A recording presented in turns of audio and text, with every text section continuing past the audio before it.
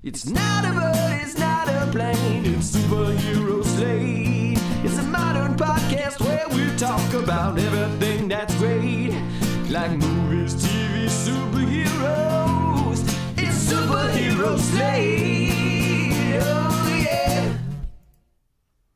Hello everyone and welcome to Superhero Slate, the show where we run down the latest superhero entertainment news. We love TV, movies, and superheroes, so let's talk it all out. My name is Chris. And my name is Mike. And this week we've got all your D23 details. Well, at least the superhero side. We're not going to dive into the animation as much, or probably the parks as much, but boy, what an eventful week it has been for D23, Mike. Yes, exactly. I sent 7 videos to Mike earlier today, including looks at, and this is a sample, Daredevil Born Again, Fantastic Four First Steps, The Mandalorian and Grogu, Andor Season 2, and so much more. We got a lot of cam videos that we can't share, but we are going to discuss because you can find them on the internet fairly easily. Yeah. It's pretty crazy. Usually we get really hyped and really energetic for Comic-Con weekend to run down all the news.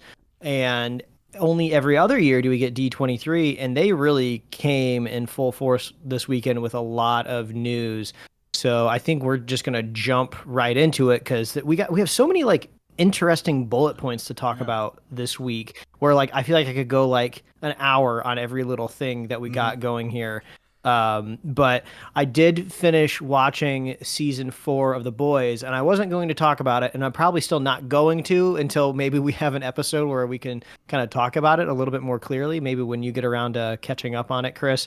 But they do have their own version of D23 in this season of The Boys, and it's called V52, which I just thought was really hilarious, and they just do a really good job at just kind of making fun of panel presentations at these big conventions, and I thought it was really funny. So if you're needing a reason to watch the latest season of The Boys, that one's pretty funny, so go check that out. But this week, we're talking about the real D23 and not V52. Yes. Before I begin, I want to say we put out some... You were on these, Mike, because I just want to put out there. We did some a recap episode with Patrick on Gen Con from last week and some of our interviews this week. So I want to thank Patrick for doing that with me, and kind of we spent an hour just kind of riffing on the event if you've never been, and it was a really good time. So if anyone hasn't checked that out yet, it's a fun little listen. We do not go into how to play the games. We just had a good time riffing on it. So I want to thank Patrick for that. And if anyone has any feedback or anything like that, on the gaming side of stuff, let us know, because we hope to maybe go back again next year and do a little bit more. So thank you, Patrick.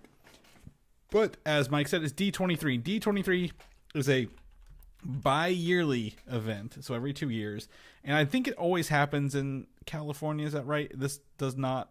I don't think it moves around very frequently. I think so. I think it's always at the Anaheim Convention Center. At least in recent history, it's been. Yes, absolutely. So I'm very excited when D23 comes around, because you get a lot more than just Comic-Con. We got the 3 Marvel movies, really 4, I guess, with the announcement of Doomsday. But here we got TV shows, we got video games, we got park information, we got the movies again. I couldn't keep up with the information flowing at me, Mike, and. My wife, we are not X users or Twitter, as you would call it, but she was getting a lot of information about the parks and some of the other information coming through that kind of fits her algorithm. So it was really cool to see all this information come at us, and we're both getting different information and kind of sharing it back and forth. So that was absolutely fun. So we're going to jump into D23. I want to talk about last night. I stayed up way too late last night, Mike, well past what would you call it? Midnight here, because I was trying to watch the Fortnite stream of the D23 panel in Fortnite. So if you went in Fortnite, they actually live streamed the panel into the game, so you could watch it, which was really cool. And this coming Friday, the 16th of August, they are launching another Marvel season called Absolute Doom, which is cool for 2 reasons. One, it's Marvel, and number 2, it's a chance for them to put in some B-list characters as the characters you unlock, because they're saving their regular characters for your money. They want you to buy the big dollar signs, right? The Iron Mans, the Captain Americas, the Thors. They want you to spend your money on those, so they're not going to give them to you. So instead we get War Machine, we get Gwenpool, Emma Frost, Mysterio, obviously Doctor Doom, Black Panther, Shuri is in there and some abilities. So it was really fun to see that season kind of announced. But they also had the four pillars of Disney.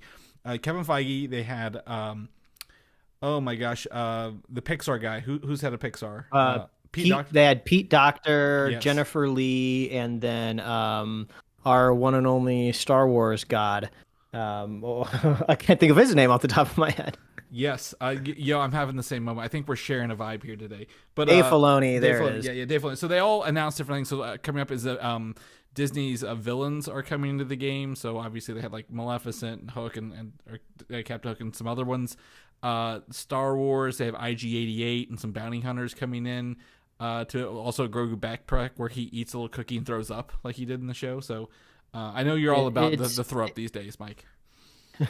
It's so yeah, it's so funny to see Disney thread the needle when they add things to Fortnite, right? Because it's what character gets a gun until they, release whatever like Disney Island or whatever they're trying to make or hint at, where maybe they can have more characters that aren't violent.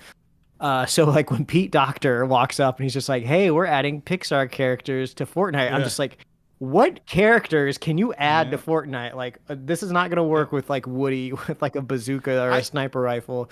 Yeah. And then they did probably the only move that they could do is they did 3 incredible characters and they're all adult characters. They didn't put any of the kids in there. Yeah. The kid skins wouldn't fit up there. I would also say kind of Buzz Lightyear would almost fit a little bit, right? Because obviously he's got and stuff like that. That's like again, very fine line to do with your Pixar characters until they introduce the big Disney experiences where you don't need to shoot people, right? Where it's more games and like just existing with the IP rather than shooting. So it's been a fine an interesting thing because there are only outside of Marvel.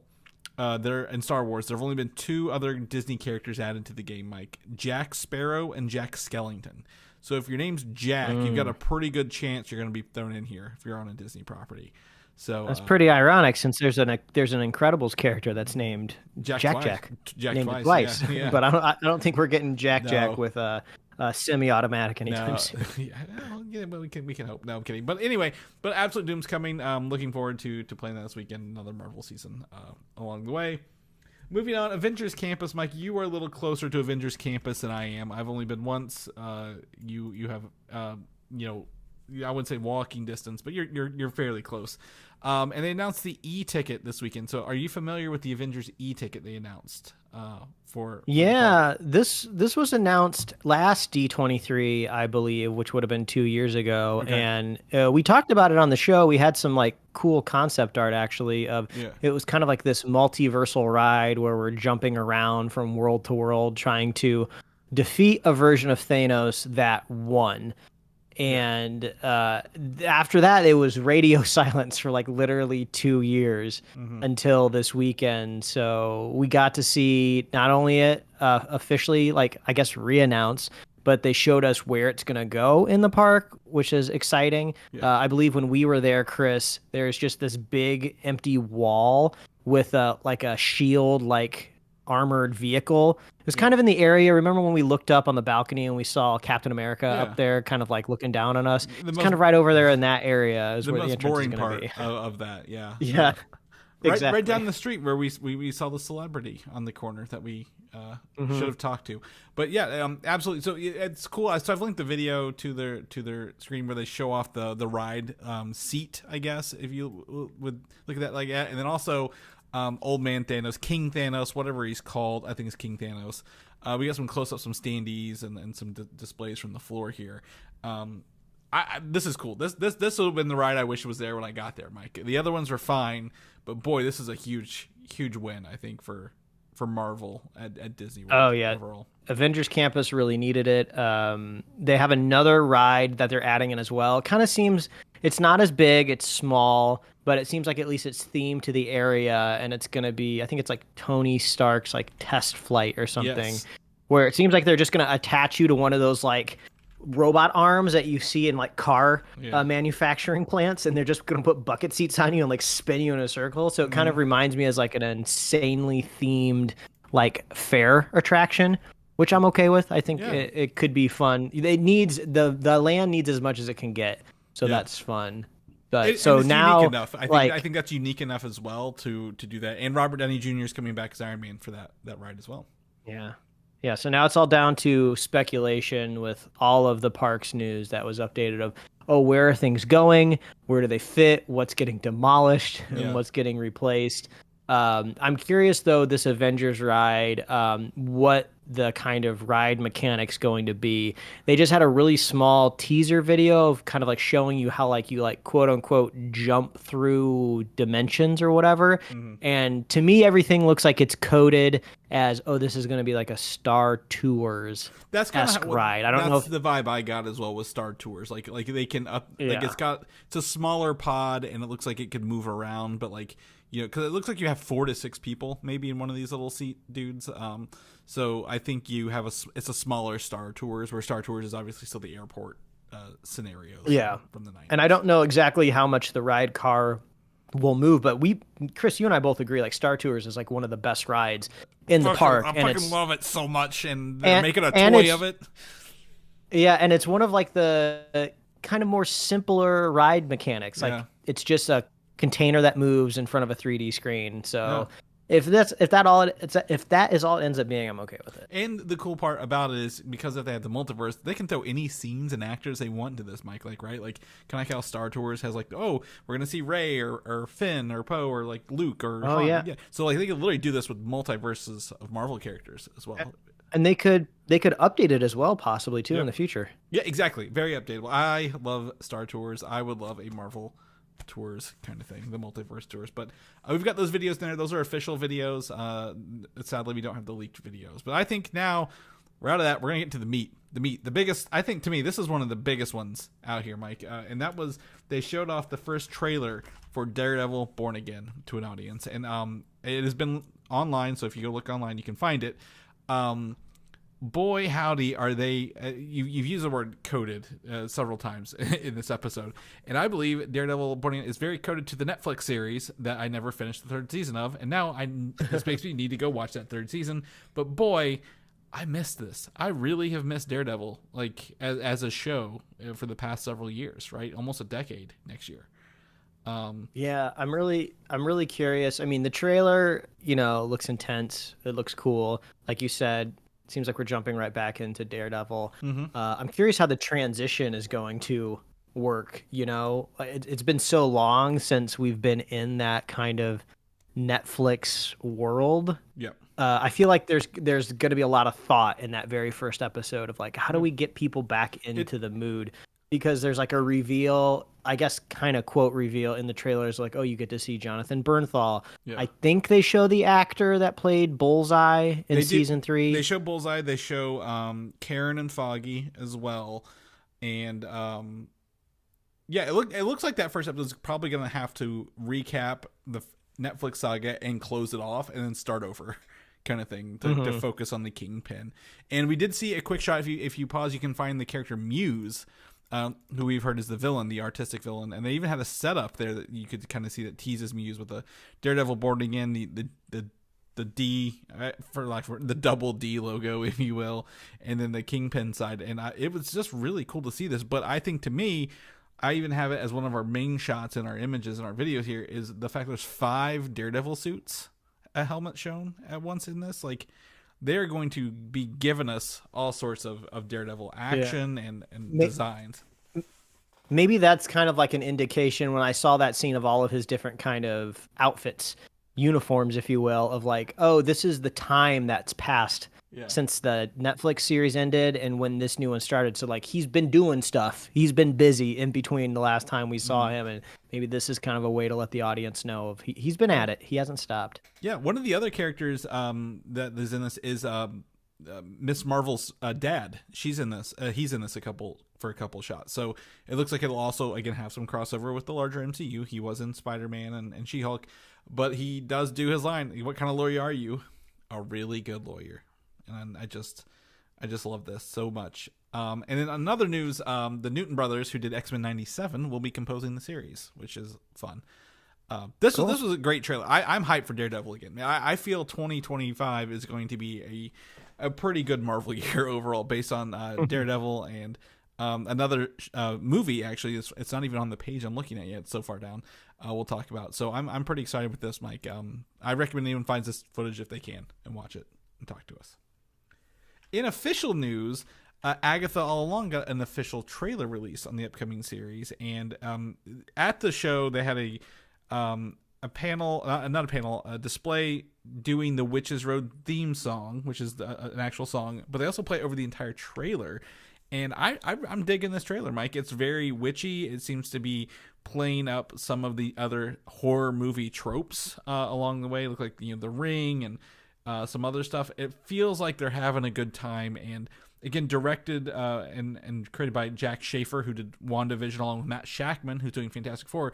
It feels like there's energy here and like a vision, and they're really going for that vision. And it just feels good. I don't know. How do you feel about the Agatha All Along trailer here? Yeah, it seemed very comparable to the other trailer we talked about on the show the other week, but maybe leaning a little bit more into the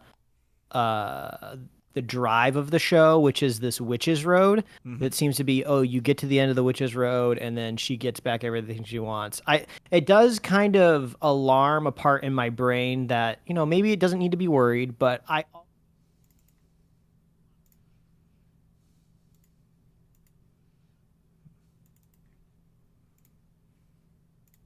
maybe there's consequences of a character dying, but outside of that, you're in a totally fictional, like, I guess, for lack of a better word, fictional place to them. Yeah. So I don't know where this Witches Road exists. Like, is it another dimension? Is it a space in her head or something like that? Yeah. I just hate plots where it's like, it was in their head the whole time or something like that. It is not. I will say it's not in her head. It's very similar from the comic book. It's more of it's multiversal, but like also like kind of like a witch, like a. Kind of how like Wanda had was it Westfield, I guess, a little bit hidden behind her thing. So I will appease you right now. It's not in her head. How about that? I mean, that's a good sign. Yeah. So obviously everyone loved Agatha and WandaVision. I think there's a lot of crossover in between the two series, if I remember correctly. Between I don't remember if it's writers or showrunners exactly. At least, but I mean the pedigree seems to be there, so I'm down to watch. Yeah, there was one scene. It did show the '70s house from WandaVision. It looks like they're going to be visiting different areas and dealing with, I guess, the horrors. Maybe the horrors are attacking them. Aubrey Plaza appears to be the villain. She shows up out of the dirt at one point, and I saw a lot of comments on the video be like, "Oh, Aubrey Plaza wasn't cast in the show. She just showed up out of the dirt one day, and they just didn't tell her to leave." So. It seems pretty fun. A lot of again witchy imagery. I think there's like a fire demon at one point, and like again, like I said, the ring girl and some other stuff. So I'm excited to see how they lean into the actual like witchcraft and stuff into this a little bit. And it's coming up pretty soon, September 18th on Disney. We are just a little over a month away from that. So I'm excited to check that out. We're gonna go into an area where we don't have any footage yet. Now this might come out later. We weren't able to get anything official, but we had some Marvel animation stuff, and we were teased this several weeks ago. Marvel Animation would have a presence here at D23, and first up is What If. Brad Winterbaum confirmed that What If season 3 will be the final season of the show and wrap up the Watcher, if you will, from the show's version, and kind of do that. I think that's a smart call, right? I don't think we need to keep pushing the show further beyond season 3. Couple other fun facts. Go ahead. I was just going to say, it makes me think ending with a season 3, maybe they're starting to see like just a decline in enthusiasm for the show. After season 2, there was this like huge push, it seemed, with Marvel Animation to spin off, this zombie show and everything. It seemed like, this What If show is going to be like a launching pad for a lot of projects. And then now it's like, nope, it's stopping with season 3. So I wonder if maybe metrics is possibly driving this, or the broader maybe umbrella call to arms of like, we're doing less, but I think it's more less. I think it's a call for less, because as soon as season 3 or 2 ended, we actually had the season 3 teaser, right? That we saw a couple of them. There was the Winter Soldier with the Red Guardian in like a car kind of doing a thing. So I do think it's more of a like we got 3 seasons of the show, we're good. It's probably expensive as well getting all the actors back, because I'm going to say my next bit of notes here, Oscar Isaac is returning as Moon Knight, and he will be piloting a mech suit in this as well. We did see some of the mech suit images for season 3 come up. And then Shang-Chi, he'll be in an old Western setting from some of the stuff they talked about, or maybe showed. I don't know. We don't have it.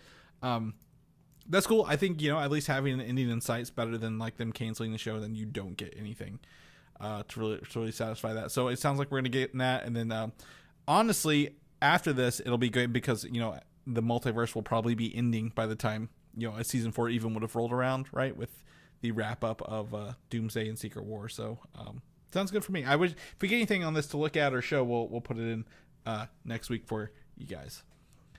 X-Men 97 season 2, obviously hot show this year, Mike. Really, really hot show. Mm-hmm. Season 2 sizzle reel showed off, obviously the return of Wolverine. I don't think no one thought he was gonna die, to be completely honest. It's Wolverine. A character called Warlock, Nightcrawler fighting in a temple, Havoc, who was Scott Summers' younger brother, Polaris, who was Magneto's other daughter. She was in the X-Men show that on Fox that didn't go anywhere, if you remember that one. It was really weird. And then the Morrison costumes, which are the yellow and black costumes from, I believe, the early 2000s. So sounds like, they're going to be leaning into more recent storylines and bringing in some other characters that they didn't really bring in a lot of extra characters in season 1 along the way. So yeah, it's kind of cool. It seems like now the show has delivered on its pitch perfect nostalgia that we all wanted, and we all bought in, and now we're back in the universe, and now they're elevating and evolving past it, right? They're like, oh, we're past the trick of just pleading to the inner child. Now we're just going to move forward with like an awesome X-Men show. So the fact that they're dedicated to moving forward with the suits, because we did see them in the final episode kind of lean back into those older, even original X-Men suits from the comics. It's cool to see them like, oh no, let's just go forward. There's so much X-Men stuff that we can do. Yeah. And in animation, if you're animated, you can put them in whatever costume they need to be, right? Like the costumes are, you put them over the models and they kind of work. So I'm excited to see it. I wish we had a visual on this one. Maybe it'll pop up later, but X-Men 92 or X-Men 97 season 2 is big high on my watch list. I don't think it'll be next year, Mike. I'm thinking it'll be maybe 2026, but I'll be welcoming it with open arms whenever it lands along the way. Next you mentioned Marvel Zombies being announced as a spin-off series after season 1 of What If, because of the little episode, and they did confirm it will have 4 episodes in this mini event series.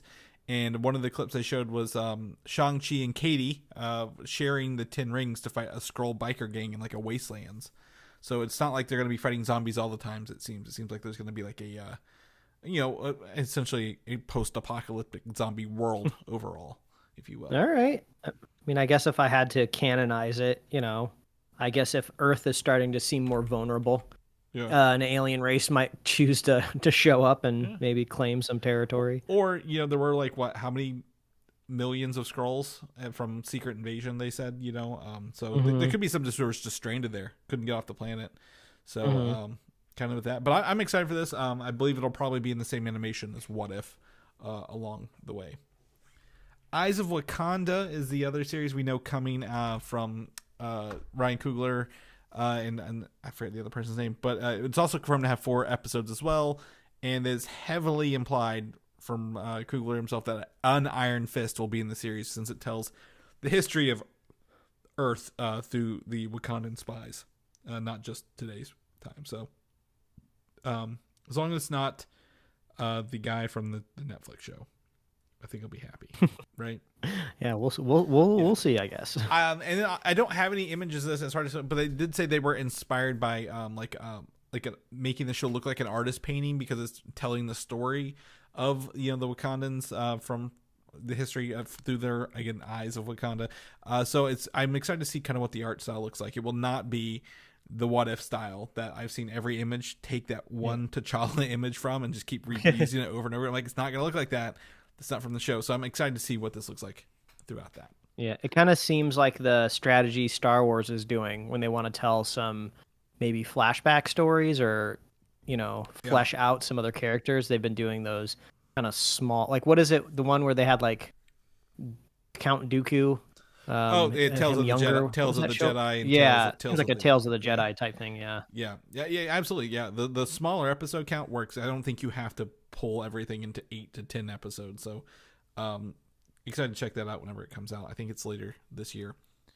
Lastly, for animation, we do have one. This actually has visuals, and that's the Your Friendly Neighborhood Spider-Man show, which is gone through. Used to be called Spider-Man Freshman Year, but they gave us a good splash panel of the characters, a lot of characters in this universe here, kind of along with the different Spider-Man suits he'll kind of be wearing throughout this. And I thought this was a really cool image. It looks like comic book art, like back in the 60s when they used to take the comic books and kind of animate them a little bit by moving their mouths a little bit. So it's got that classic comic book feel along the way on this. Anything on the splash page kind of catch your eye?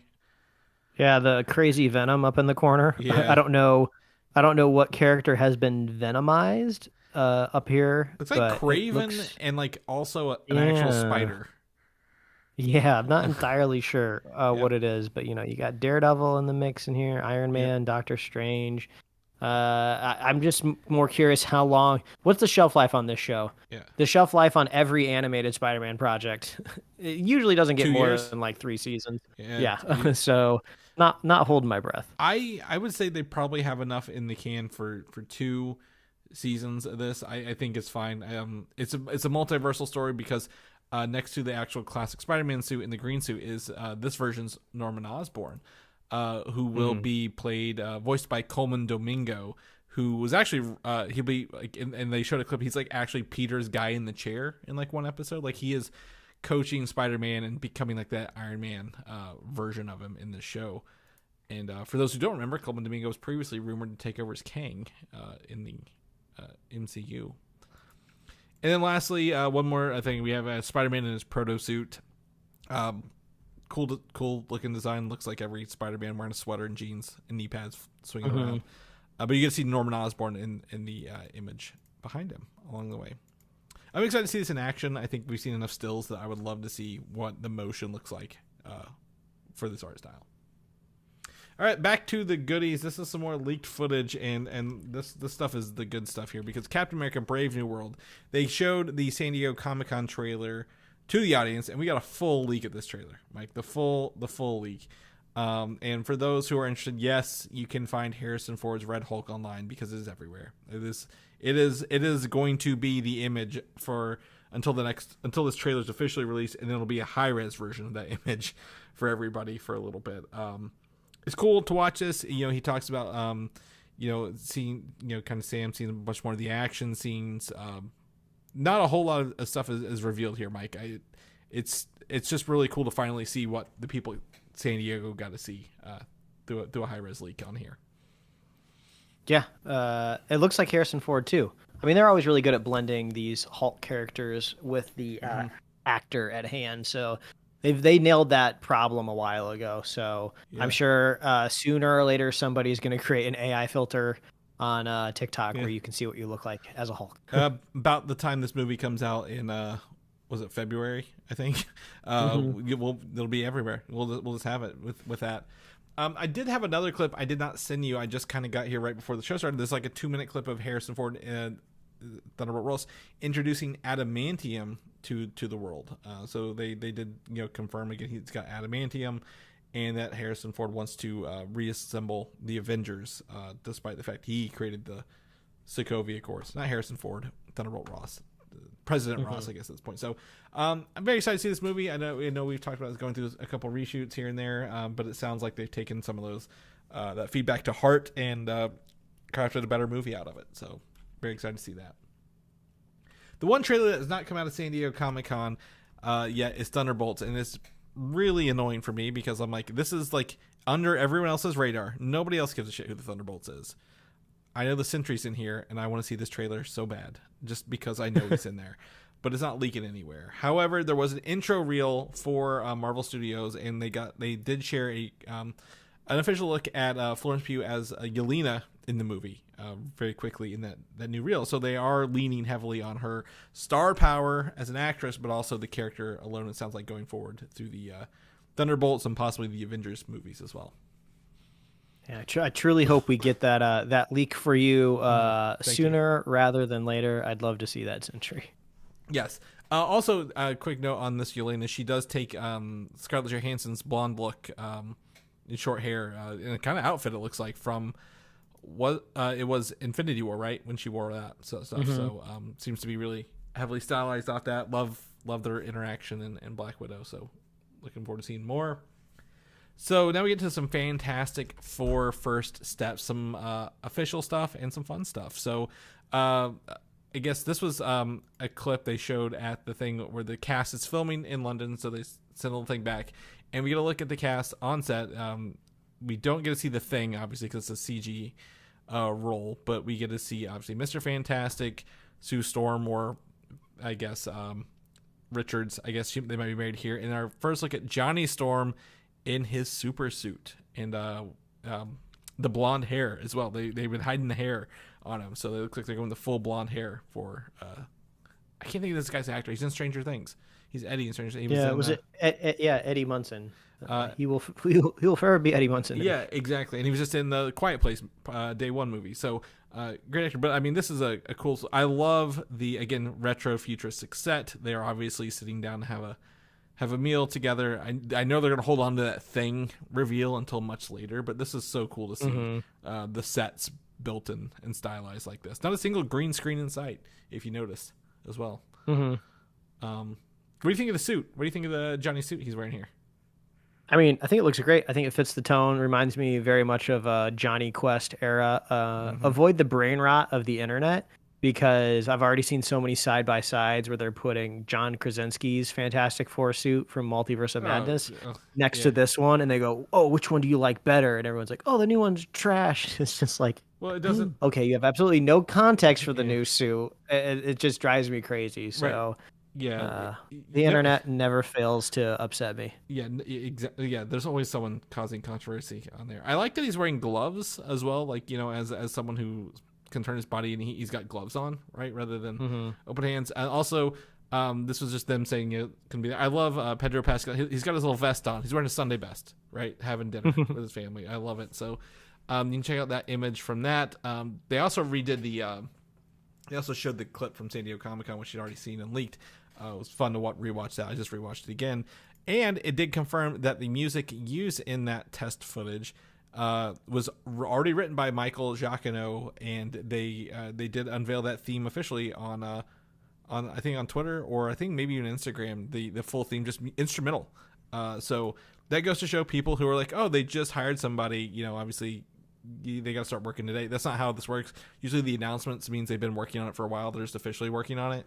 Or officially on the project. So it's fun to hear that main theme, and I love at the end they do a Fantastic Four chorus tagline on the instrumental, and it's so perfect. It feels 60s. It feels Tomorrowland, or like something you hear when you're at Disney World or Disneyland's Tomorrowland, right? So I'm just so happy he nailed that in there along the way.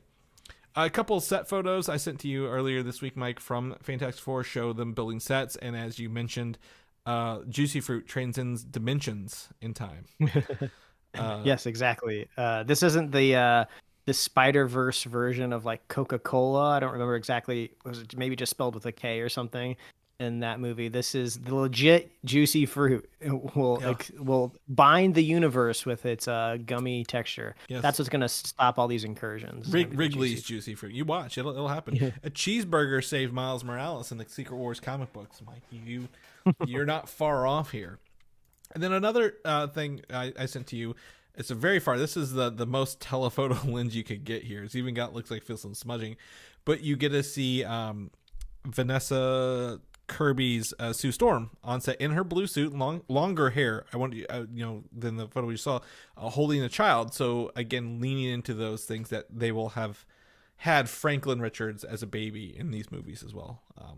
Leaning into at least, the Fantastic Four first steps, could be their first steps, could be their kids' first steps. You never know.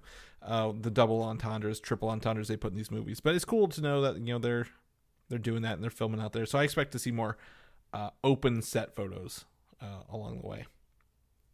This was the movie I was talking about. I'm very hyped for Fantastic Four next year, Mike. I can't put my finger out, but like Matt Shackman, again, obviously worked with Jack Schaefer on WandaVision. This feels like it has, again, vision and a thought and so well designed to be unique. So I'm just really happy with this, what I'm seeing so far. Hopefully it delivers at the end of the day, but I'm very excited. Couldn't agree more, Chris. Yes. Moving on, we're going to shift into Star Wars territory. Dave Filoni, I'm never going to forget that name again after earlier. Skeleton Crew had an official trailer released at D23. So this isn't a leak, so you can check it here. Our links are always in the show notes for everything that we can share. Kind of gives me, as everyone said when they're making it, it feels like Goonies vibes, right? A little bit. A bunch of kids want to go on an adventure, get out of town. They stumble upon a ship that takes them where they don't know. They get trapped, or I guess imprisoned, and they become friends with Jude Law's Jedi at the end of this. I am very happy the little elephant alien looking kid speaks English. I thought we were going to have to do one of those translations or where they talk in response to like the alien gibberish the whole time, kind of like how they do in some of the other Star Wars movies. So I was very excited they all speak the common language in this for the kids along the way here. Yeah, it feels like a Steven Spielberg movie to me as well. It's fun to kind of see the suburbs kind of being adapted in a Star Wars universe. I don't know if they've had any sort of official language come out about where these characters reside, but obviously they're on some sort of very safe, probably centralized planet within the galaxy, and these kids have never known any sort of like strife and are looking for adventure, not unlike Luke Skywalker was looking for. But every time I hear about this show, I think about how the inception of the show came directly from John Watts when he was chatting with Jon Favreau on the set of one of the Spider-Man movies he was directing. Like he just like, oh, this would be a fun idea, and Jon Favreau's like, you want to make it? Yeah, let's do it. Let's go. Yeah. So I think that's really cool. It comes from a place of creative spark, which sometimes it feels like we don't always get in these big franchises. And also, John Watts is probably one of the most successful Marvel directors that nobody knows about. Nobody talks. He's not a named. He's not a household name, even though he's directed some of the best Spider-Man stuff that we've seen. So it'll be kind of excited to see him do, something else, even though not necessarily an original IP, but I'd like to see him take another stab at something that I already love, Yeah, and I think the thing is with this, unlike all the other, I would say most of the Star Wars stuff, we had what was that? The Acolyte. This one also has no characters. Like, we're not leaning on legacy characters, right? We don't have Han Solo or Luke Skywalker or any of the new characters or any of the old characters coming into this. It looks to be brand new characters that we will kind of adventure along with, right? Learn them along the way, and that seems pretty interesting to me. They did show some of the character models on set. Remember, it was in Mandalorian and Grogu. Then they fight, like, I guess that pirate dude in season 3. One of his little buddies zooms off, and that guy is in this at some point. So it sounds like maybe they're not too far lost, but I'd be interested to see kind of where they end up and how they get home, because there have been rumors this ties somehow into the Filoni-verse, but it doesn't feel like it from watching this along the way. One of the most fun trailers I sent you to watch, Mike, was the Mandalorian and Grogu demo reel. Sizzle reel. It's a demo reel because they only started filming this show like a month ago. So a lot of it, like the opening for this trailer/teaser, it starts with old clips that we've seen, but then quickly jumps into some new stuff. And it looks to be possibly even test footage along the way, including Zeb Aurelios, who is from Star Wars Rebels. We saw him at the end of Mando Season 3. We get to see some AT-ATs, some snowtroopers, a little, it's not an AT-ST, but it's like a small walker version, and so much more. This looked like a good time already, and it sounds like they're having a fun time making this movie, Mike. Yeah, this seems like it's got to be wish fulfillment for Filoni, right? He's been able to do a lot, I'm sure, of what he's wanted to do with his shows on Disney Plus, but this is a film production, huge budget, big screen, and he's like, let's do the tiny little ATSTs. The snowtroopers with the freaking cloth over their face is always like cool. It's like, let's just do it. Let's just do it all. Yeah, I'm interested to see if that is Hoth or just another cold planet with that. And then Jon Favreau obviously directing as well, so carrying some weight with him. This was a fun little teaser to watch there. Didn't reveal a whole lot, but is pretty cool. This movie's coming out May 22nd, 2026. But before we go to the next part, I wanted to bring up a little thing I didn't write down, and it's that the Millennium Falcon Smuggler's Run ride is being transitioned to have a Mandalorian version coming up. So instead of doing just the regular Smuggler's Run, they're going to be doing a where you're flying alongside the Mandalorian and Grogu in some of their adventures, and that'll probably be out about the time this movie hits as well. So, which is great because that ride desperately needs a little bit of a refresh, in my opinion. Oh yeah, I mean, I think it's fun, but like, it took us how long to walk in there when we wrote it a couple months ago? Like the walk, there wasn't a line. The walk alone was like 5 minutes to get in there. So I know, like, Disney's lines, but it's like, man, just get us in here. Let's do this. We had the kids who didn't really know what they were doing. So as it being quote unquote a game ride, it's hard to win sometimes with that. But yeah, I absolutely agree. Mike, I sent this over to you because I thought you would get a bigger kick out of Andor Season 2 production teaser was shown at D23. Unofficially, we haven't leaked. Again, they've confirmed Andor takes place over 4 years. They've got some familiar places such as director Krennic coming back. They've got K2SO in this season, Mike, played and mocapped on set by Alan Tudyk, the man who does everything. What does he not do these days? I'm excited. A lot of this, if you watch, they were filming it on sets and like cornfields, right? Like they weren't, we applauded season 1 for filming on what felt like real sets and real locations. You can tell from watching this production teaser they're filming in real locations again, and I'm very excited to revisit Andor after all this time. We love it. We love to see it. Yes. Any I guess the suckiest part about Andor is that we know that it backs up to Rogue One, so hopefully we get that nice closure at the end of the series before we get there. Mm-hmm.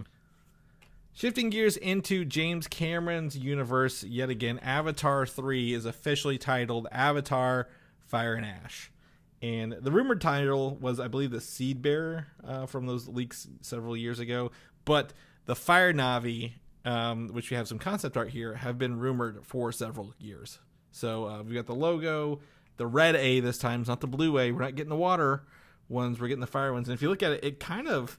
These Fire Na'vi are creepy as hell to look at. Like, yeah, I love it. This is something really cool that often people complain about in like Star Wars worlds or fantasy space worlds, where you go to one planet and everything is the same all over it. Mm-hmm. It's almost like there's not like a gigantic rock that might take you lifetimes to see even just small corners of it.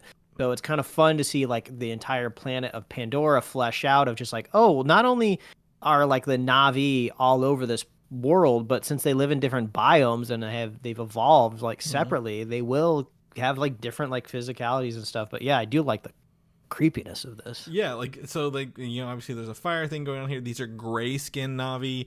They're wearing like it kind of looks like they're practiced in witchcraft, if I'm going to be honest, to go back to that. Uh-huh. And some of these designs even give me like the Last of Us vibes, like whatever they're wearing on their heads look like fungus rather than or like Silent Hill, like a Silent Hill demon creature. Yeah, it's so wild to look at this, and I recommend everyone kind of dive into this image we've linked in the show notes here, because it's just one image of a bunch of Na'vi around a fire pit, but boy, does it open up a lot of questions, and that has me kind of excited to go back in here again. Don't bet against James Cameron, because he will prove you wrong every time.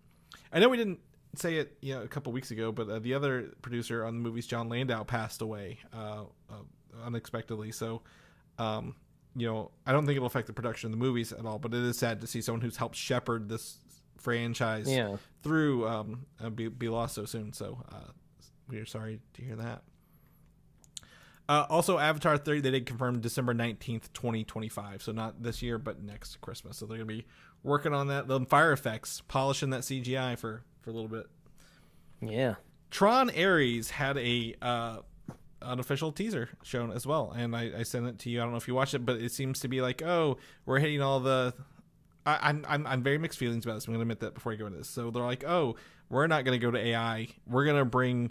the internet to us, and it's all about bringing programs out of the grid into the world, and that person happens to be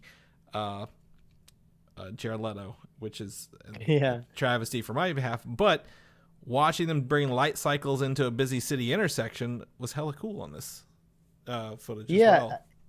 It seems like, the logical evolution, right? We've gone into Tron. Now at the second one, I know it was kind of at the end of the movie, we brought somebody out, and now we're gonna like kind of blend them together a little bit. Yeah, light cycles out in the world. That's cool. Also, it just reminds me, the only thing anyone cares about is that Nine Inch Nails is going to do the music for this movie. Yeah, which goes to show you nobody ever cared about these movies except for Daft Punk did the second one.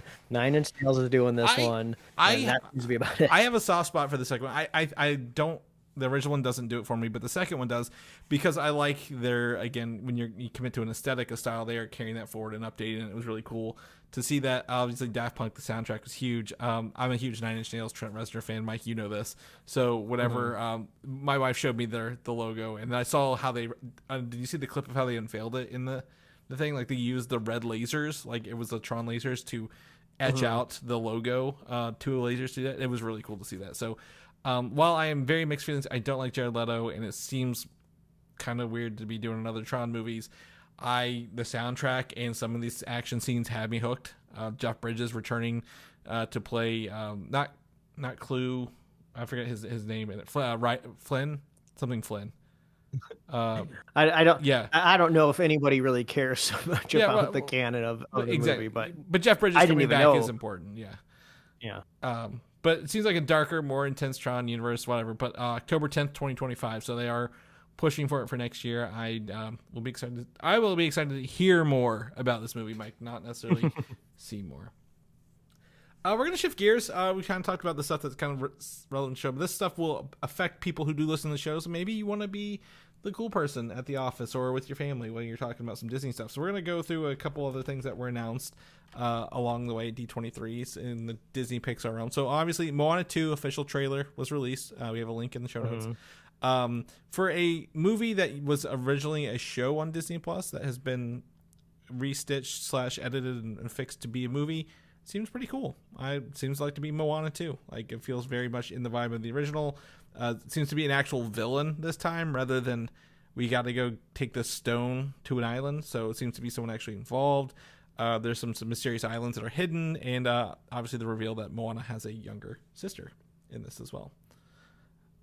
I'm like you said, this was originally going to be a series, so I'm going to be way over analyzing this movie more than I would any other Disney animation sequel, of just like, is this going to be, are we entering episode 2? Is this would have been like, halfway through the series where we're at right now. So I would love to see like a behind the scenes, but they would never do that. Disney would never like officially show how they just scrapped a bunch of television work and cobbled it into a movie. Yeah, they did that. I mean, I would like to think that hopefully it's more than just cobbling. Like, hey, we had, maybe it was 2 or 3 episodes and we were able to stitch it together pretty well and add some more. But I think, to me, one of my favorite characters in the first one is Hey, the little rooster. So he's in here. Not a big fan of the pig coming along. The Pua pig, not a big fan. I was happy he wasn't the main sidekick in the first one, but we'll see how this goes. Will it have enough energy to beat Inside Out 2 this year? I don't know. Don't bet against Disney, Mike. They bring the money. Kids love it. Not unexpectedly, Toy Story 5 was announced to be releasing summer 2026. And the premise of this is the toys coming up against tablets and technology with kids. And they did include an image showing, it looks to be Bonnie on a tablet and the toys looking longingly at her under this. Incredibly depressing look at the world right now. It's very true, though. It's not like it's not happening. There is a part of me that worries that this concept severely ages the movie, just in one single generation or even a decade. I haven't rewatched Wreck-It Ralph 2, but something tells me that does not hold up anymore, even though that was trying to be as modern as it could. I'm more curious why Woody's back. Yeah, Woody Wasn't the and whole last Forky, movie right? supposed to be like, like it was supposed to be like his swan song of like Yeah. sending Woody off into the sunset. So, That um, that's kind of how I looked I at it. don't I'm know. like, oh, is this like a take place in between Toy Story 3 and 4 was my initial thoughts, right? Like, oh, like a midquill. But like Forky being there means that this is 100% after 4. So they're going to, I would say, Toy Stories have been great. We railed on 4, then 4 came out and it was a pretty good movie. Not going to bet against 5. Pixar's been, proven that they are a strong studio and can do strong, well stories, even if it's technology of the time.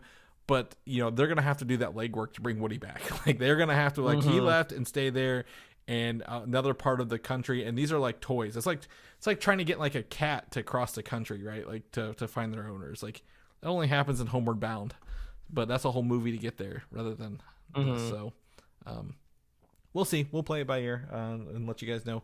2026, you think I don't know, that's 2 years, probably too old for a 2-year-old child to go to the movie, Mike, but Yeah, it's funny with a lot of the Disney parks announcement over the weekend, and then a lot of these big kind of timeline reveals for Marvel coming up, and Star Wars. I'm like, oh, how old is my kid going to be when this stuff comes out? Like, are you going to be old enough to appreciate this yet? I've been putting the timeline in terms of your kid as well. I'm like, is this going to hit Mike more than he thinks it's going to hit him right now? Because right now, like, Toy Story 5 means nothing to you, but in 3 years, when you have to watch Toy Story 5 for the 18th time that day, Yeah, exactly. is it going to mean something? So I'm interested as well. I love this little experiment. I get to watch from the side.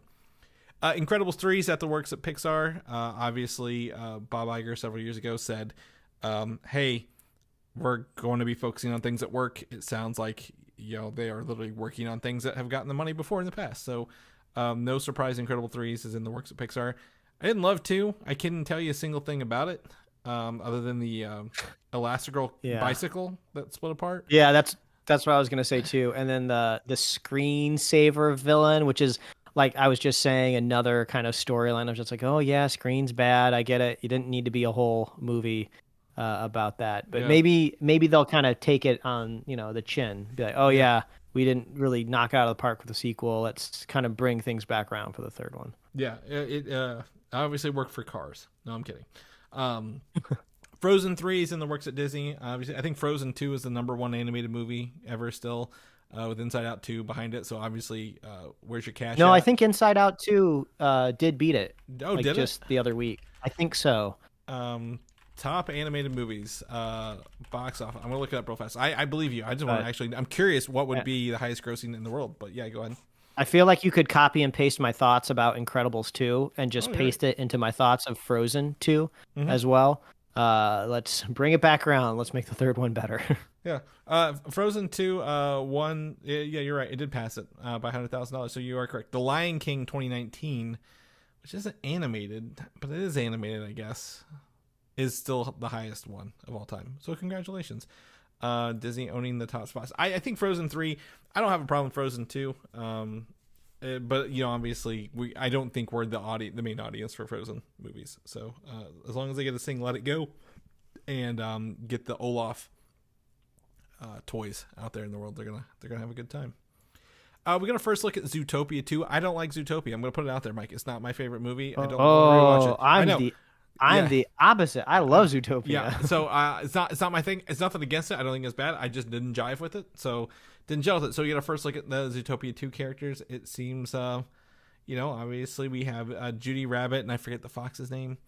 Nick Weil. Nick, yeah. So voiced by Jason Bateman. He voiced over the intro for the reveal of the Zootopia 2 title. So looks to be a good time. I'm hoping to maybe I can warm up to the idea of Inside Out 2 when it comes around. But they've been kind of threatening us with this for a long time. They're like, we're gonna do it. And nothing's really come of it. So hopefully they can get something done with that along the way. Lastly, we got our first live action look at Stitch from Lilo and Stitch. There's a little video clip. You don't like it? Made my stomach turn. The reveal there's like footage of inside the Honda Center. Yeah, he's like walking through it. Yeah. And that was cool because they even had like pyrotechnics. They had like a glitching screen. Then they had like a spark shoot off like in the ceiling. Yeah. And then Stitch like kind of rips through the fabric of the screen, and like, I don't know. This is just, I love Lilo and Stitch. It's such a beautifully animated film. And then when I see like a 3D rendered Stitch, it just makes me like, ugh, what am I looking at? What is this gross little thing in front of me? Well, that's kind of what he was, I though. don't know. But that's what he was. He was supposed to be a gross little thing. So I think they nailed that. Yeah, I guess. I mean, if long-time listeners of the show know that I do not indulge in pretty much any live-action Disney remakes. So is this going to be the one that finally gets me to watch one? I don't know. But I did get weird feelings when I saw it. I think the thing with me is what they can't do very well, or they didn't do very well in the original Lilo Stitch, is to tell how furry he is. I think the fur throws me off because I expect him to be more as an alien, like I wouldn't say maybe a smoother skin, maybe not necessarily fur. And that's what's getting me because he looks like a plushie at the end of the day. But boy, they have really like ironed out that Stitch voice, like that little like high pitched, kind of thing. It sounds just like if I close my eyes, I'm like, am I watching the animated version of this? Oh yeah. It does. Lilo and Stitch is not big in our house. My wife is one of her movies that she just like doesn't jive with either. So we don't have a lot of it. But I did not know that it was going to be originally a Disney Plus movie, but they are now they moved it to a summer 2025 theatrical release. So it looks like they're going to be trying to cash in some money on this movie along the way. I don't have it in my notes here. I should. Disney also recorded their first streaming profit since Disney Plus came out this quarter. They had the earnings call, I guess, or whatever they call their quarterly call. Yeah, they had a quarterly. It's pretty funny too. It was pretty much good news across the board for the quarterly earnings, but I think the stock price went down because like the market was just bad all asset. Any sort of like podcast that I listen to that is like tangentially related to like the news or like the market or the economy was like, oh, everything's bad, everything's crashing, and then by the end of the week everyone's like, actually it's not so bad. I think we're gonna be okay. It's like, what's the point? Tech had I don't listen a lot, but I follow a lot of tech stuff. The cost of AI was catching up to a lot of companies, like the cost of streaming caught up to a lot of companies, but they were able to pull. They were projected to do earnings, I think, or profit next year, maybe even at the end of this year. It was earlier than what they projected, so that was good that they're turning a profit on the streaming. That means that we're probably going to, at least be maintaining Disney Plus for a long time, unlike some other companies who may tank or fold, which we'll talk about here in a little bit. So I'm excited for that. On the other news, the thing I'm not excited for is the price of Disney Plus is going up, but I feel like content is going away from Disney Plus. So that value is going to be, I think, weighed heavier here in Q3, Q4 of the year for people who have it. Last bit of news that tied together is Warner Brothers Discovery is just David Zaslav's just a shit person. I'm going to say it out loud, and for everybody knows how we already feel. But Warner Brothers reported a loss of $10 billion for the company, and the stocks are at a record all-time low.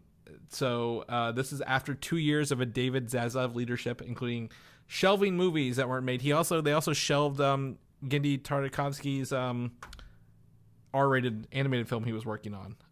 With like the bad dogs or something like that. It was like neutered or something. I don't know, it was something like that. But like now, mind you, might have been made by Sony, so they may be able to shop it around still. But absolutely horrible news for that. They have been blaming it on the TV channels. They lost exclusive rights to, I think maybe something on TNT lost exclusive rights this year. So obviously money's gonna be down for that. Commercial markets just not what it used to be for regular TV. I don't know a lot of people who still watch cable, if I'm going to be completely honest, or satellite television. So that is absolutely probably the right thing. But also, Max isn't something I think about when I wake up anymore. So I don't know if I'm going there either. So not really helping them, but I'm not, happy with Warner Brothers at the end of the day with everything they've been doing.